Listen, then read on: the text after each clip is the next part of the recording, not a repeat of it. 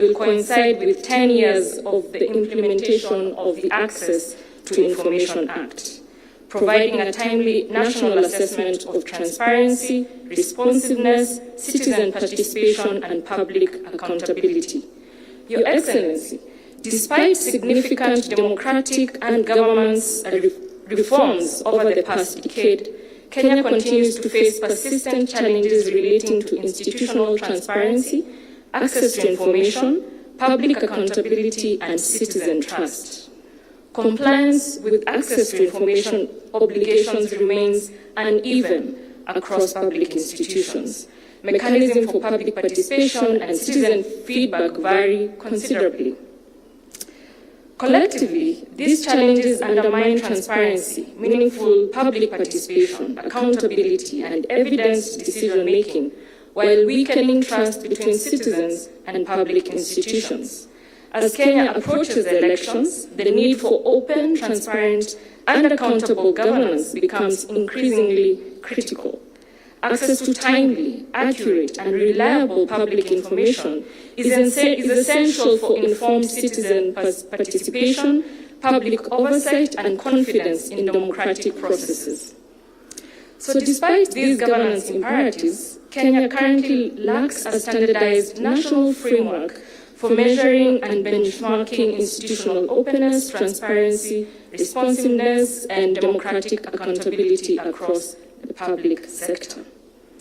Your Excellency, the State of Openness report builds on international good practice and lessons from global and regional assessments of open governance.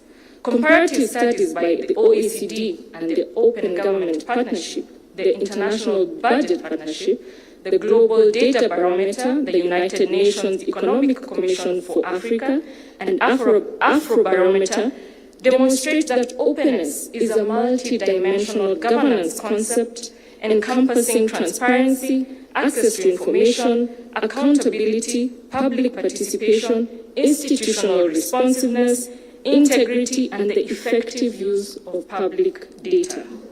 While these initiatives and studies have significantly advanced the understanding of openness and governance performance, they remain largely thematic or sector-specific and do not provide an integrated national assessment of institutional openness across government.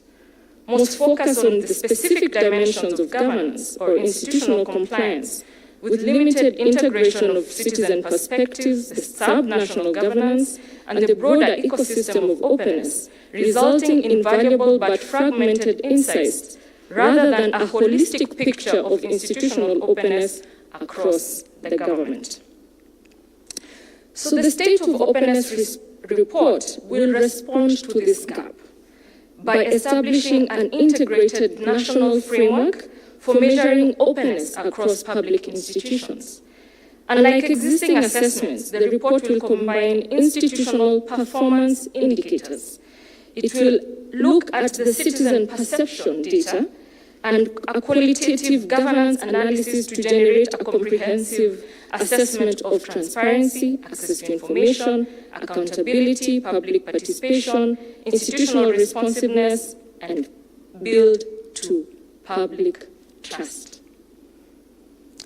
Your Excellency, the standardized openness indicators, the institutional scorecards, and the nationally validated governance data, the report will provide a reliable evidence base for monitoring reforms, for benchmarking, for institutional performance, for identifying implementation gaps, and informing targeted governance improvements.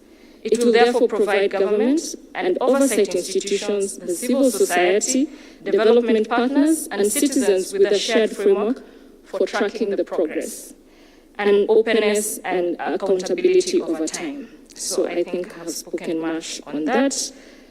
Let me speak directly to what is our proposed methodology. The State of Openness report will adopt a involving the qualitative and the quantitative data collection methodologies. The implementation framework will include institutional assessments across the selected public institutions. Then we'll have citizen perception surveys, we'll have key informant interviews, we'll have stakeholder consultations and validation forums, we'll have a review of the administrative and governance data, we'll have a data analysis and comparative benchmarking, and we'll look at the development of institutional openness indicators and scorecards. The methodology and data collection tools have been developed with the technical support of the OECD, and it will undergo stakeholder validation prior to its implementation. The detailed sampling design, including the selection of the specific respondents, will be guided by the Kenya National Bureau of Statistics to ensure methodological rigor, statistical validity, and representativeness of the findings. So what are some of the expected outputs? Your Excellency, the initiative is expected to deliver Kenya's inaugural State of Openness report, the first of its kind in the world. I must say and add, and obviously in Africa.